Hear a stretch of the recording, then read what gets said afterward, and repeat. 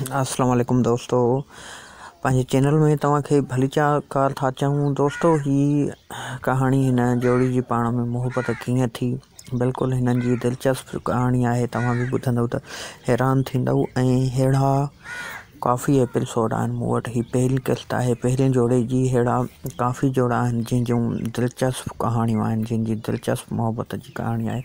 सो तव्हांखे इंशाल्लाह आउं ज़रूरु ॾेखारींदुसि ऐं ॿुधाईंदुसि। जी हा, सुपर मदीना होटल हाल ते बीठी वाशरूम जे दरवाज़े ते मोबाइल नंबर लिखियलु हुयो।